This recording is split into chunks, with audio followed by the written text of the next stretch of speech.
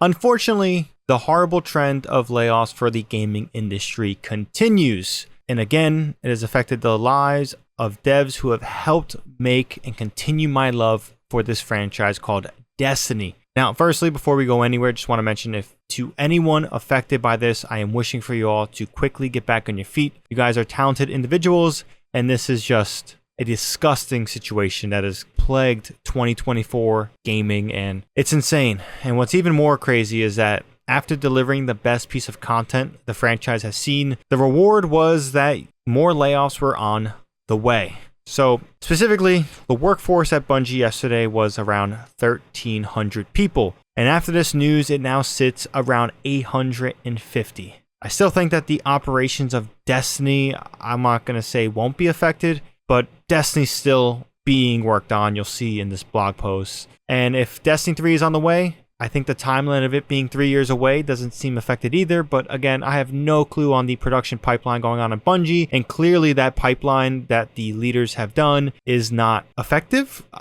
There's a lot, and you'll see exactly where I'm going with this. So in this blog post by Pete Parsons, we see a couple of important stuff being said here, and it kicks off with, this morning I'm sharing with you all some of the most difficult changes we've ever had to make as a studio. Due to the rising cost of development and industry shifts, as well as enduring economic conditions, it has become clear that we need to make substantial changes to our cost structure and focus development efforts entirely on Destiny and Marathon. So first up, right off the bat, Destiny, the mainline franchise that makes money at Bungie, is still a major focus, and the new game, the PvE extraction shooter Marathon, is also there. So safe to say that anything else beyond that has been drastically affected, and you'll definitely see that in this post. And what that meant is, beginning today, 220 of our roles will be eliminated, representing roughly 17% of the workforce. Now, this doesn't entirely represent the actual number, because 1,300 people to 850 is a massive difference. You'll see that there are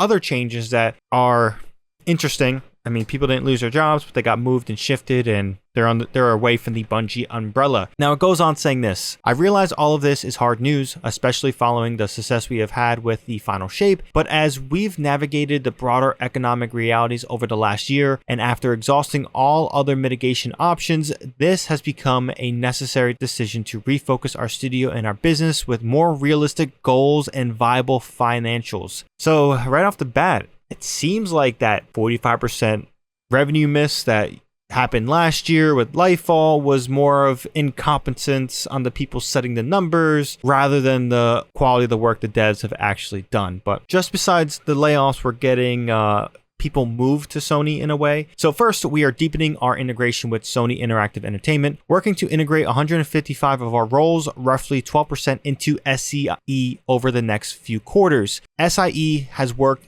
tirelessly with us to identify the roles for as many of our people as possible, enabling us together to save a great deal of talent that would have otherwise have been affected by this reduction in force. Now, apparently, I've seen some stuff that 350 was going to be the number instead of 220, but it all shakes up. And in general, I think the moving and integration part doesn't kind of affect me. I don't know. Because I've kind of been hoping since this merger and since the purchase of Sony that Bungie would use the strengths of a publisher rather than just like seemingly ignore it. I don't know. Sony has the money to help Destiny and Marathon. Whether or not we believe in its leadership and the quality and the passion and care that those guys have, it is very much questionable. We have seen the live service to, oh shit, this is a model that is stupid, let's pivot before we devastate ourselves, happen, whatever. I'm not going to argue which side is better, but not using the strength of a publisher is kind of incompetent, and I think it's highlighted here, at least the last few years with post-Sony merger stuff, but I don't know.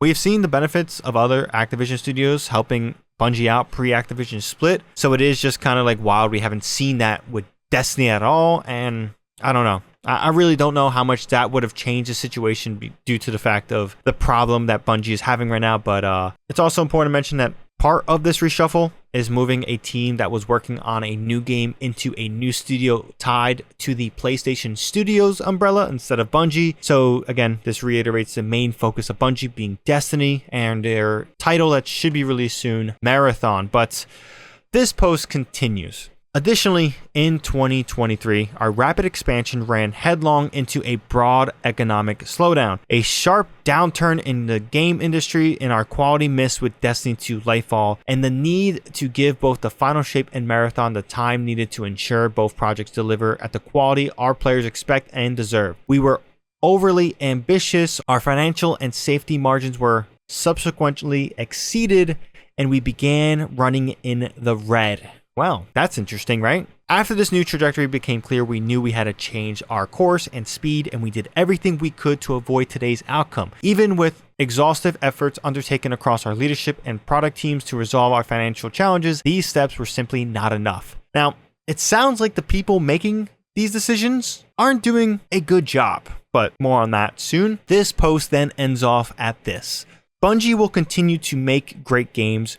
We still have over 850 team members building Destiny Marathon, and we will continue to build amazing experiences that exceed our players' expectations. There will be a time to talk about our goals and projects, but today is not that day. Today, our focus is on supporting our people. Yeah, that's kind of ironic. You're supporting your people, but you're also laying off your people and creating so much uncertainty at the studio after they delivered an incredible expansion. I can be a lot more hostile in this video, and I really do want to be, because it is just so frustrating seeing this, but I'm gonna leave it at this. Seems like the leadership at Bungie is the constant problem, and today's action has shown that this whole time the people accountable for these issues are still around.